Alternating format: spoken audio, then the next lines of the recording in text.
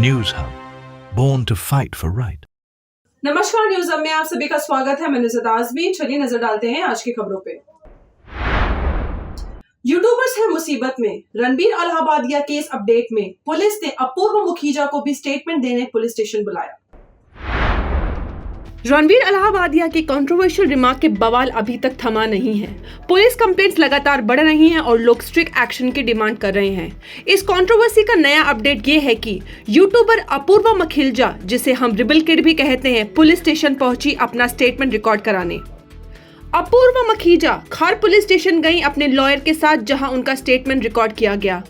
Assam police भी इस case की तहकीकात के लिए मुंबई पहुंच चुकी है। नेशनल कमीशन फॉर वुमेन ने अलाहाबादिया और बाकी लोगों को 17 फरवरी को सम्मन किया है। महाराष्ट्र साइबर सेल ने आईटी एक्ट के तहत केस रजिस्टर किया है और 30 लोगों को नोटिस भेज दिया है।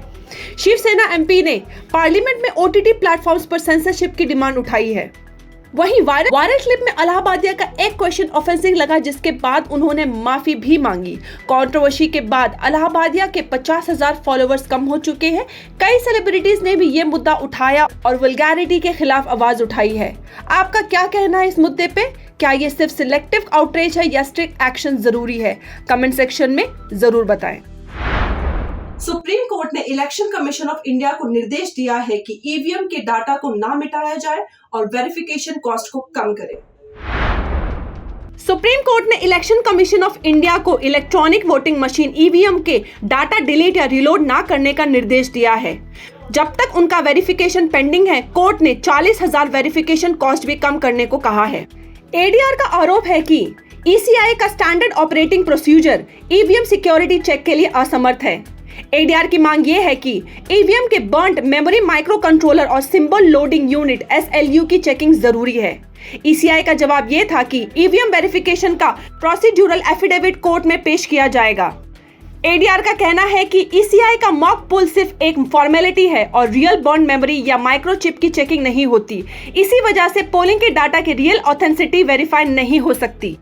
आपके हिसाब से ईवीएम वेरिफिकेशन के लिए और सख्त नियम होने चाहिए? क्या 40,000 वेरिफिकेशन कॉस्ट डेमोक्रेसी के खिलाफ है? कमेंट सेक्शन में जरूर बताएं।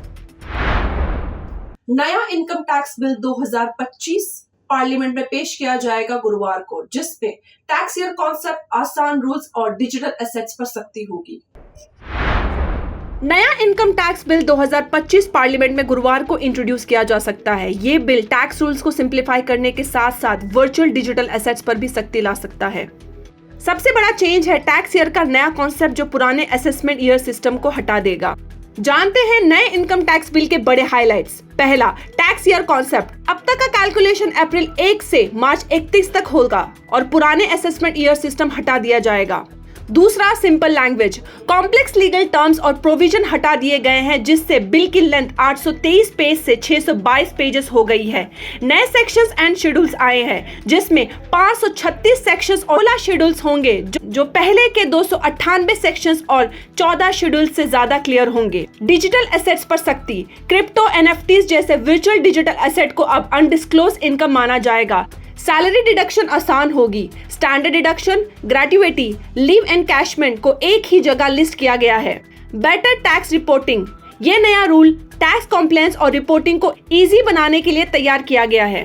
बिल को कैबिनेट ने अप्रूव कर दिया है और अब लोकसभा में इंट्रोड्यूस किया जाएगा। पार्लियामेंट्री कमेटी इसे रिव्यू करेगी, उसके बाद final roll out date decide होगी। मुंबई में पहले गुलियन बैरे सिंड्रोम से हुई मौत। क्या पुणे आउटब्रेक से है इसका कनेक्शन? 53 साल के आदमी का गुलियन बैरे सिंड्रोम की वजह से मुंबई में पहली मौत दर्ज किया गया है। इसके साथ महाराष्ट्र में जीबीएस से मौत का अंका 8 तक पहुंच चुका है।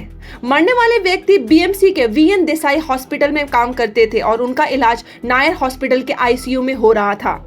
कहा जा रहा है कि पेशेंट पिछले महीने पुणे पहुंच गए थे, जिसके बाद बीमार पड़ गए, लेकिन बीएमसी ने अब तक इसे आउटब्रेक से जोड़ने की पुष्टि नहीं की है।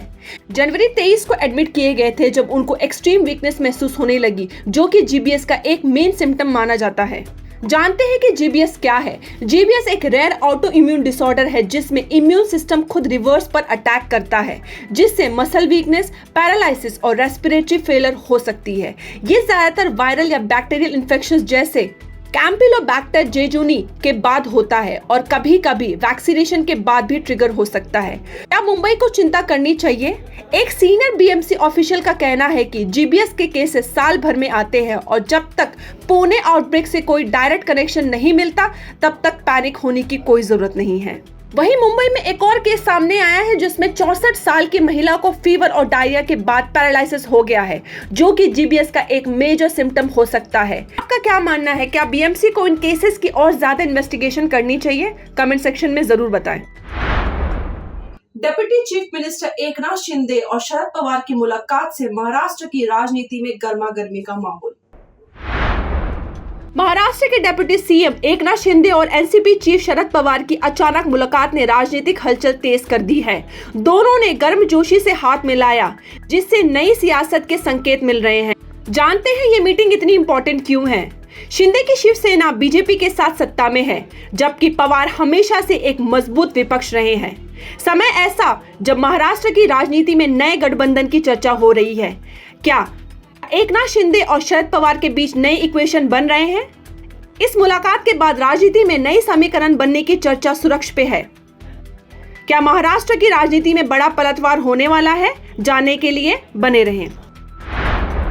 मुंबई बांद्रा में एक 27 वर्षीय व्यक्ति ने पहले सीनियर सिटीजन की मदद की और फिर उनकी हत्या करके लूटमारी की। बांद्रा पुलिस ने 27 साल के शरीफ अली शेख को 64 साल की रेखा कोंडे के मर्डर में 15 लाख की गोल्ड ज्वेलरी लूटने के आरोप में अरेस्ट किया है। शरीफ अली शेख, जो रेखा कोंडे की जिंदगी के काम में मदद करता था, उसने उनका मर्डर कर दिया। रेखा कोंडे की बॉडी सोमवार रात को डिकम्पोज कंडीशन में मिली। हाथ में दुपट्टा चेयर से बंधा हुआ था। मर्डर का मोटिव रॉबरी था। गोल्ड ज्वेलरी और कैश चुरा लिया गया है। सीसीटीवी फुटेज में शेख मर्डर के दिन बिल्डिंग में एंटर किया था और एक बैग लेके निकलते हुए दिखाई दिया गया। पुलिस ने शेख को इंटरोगेट किया है। उसने अपना जुर्म कबूल किया है। पुलिस पोस्टमार्टम रिपोर्ट का वेट कर रही है और विक्टिम की बेटी का स्टेटमेंट रिकॉर्ड करेगी। क्या ऐसे केसेस में सिक्योरिटी मेजर्स और बढ़ाने चाहिए? कमेंट सेक्शन में जरूर बताएं। दहिसर टोल प्लाजा में सुबह के पीक आवर्स में भारी वाहनों पर प्रतिबंध लगाया गया। एमबीवीपी ट्रैफिक पुलिस ने हेवी व्हीकल्स की एंट्री दहिसर टोल प्लाजा से सुबह 8 बजे से रात को 11:30 बजे तक बंद कर दिया है, ताकि ट्रैफिक कंजेशन कम हो सके। Trucks, trailers, multi axle vehicles और प्राइवेट बसेस को एंट्री अलाउड नहीं। ये बैन मुंबई अहमदाबाद हाईवे और थाने से आने वाले व्हीकल्स पर है। मुंबई ट्रैफिक पुलिस ने इसे एनफोर्स करने के लिए एमबीवीपी पुलिस से मदद मांगी थी। वीआईपी कॉन्वेज, एम्बुलेंसेस और इमरजेंसी व्हीकल्स को एग्जेप्शन दिया गया है। वर्सोवा ब्रिज पर सेल्फी लेने और रुकने पर भी नो पार्किंग रूल लागू होगा। ओशिवारा फर्नीचर मार्केट में लगी आग से हुआ 20 करोड़ का नुकसान।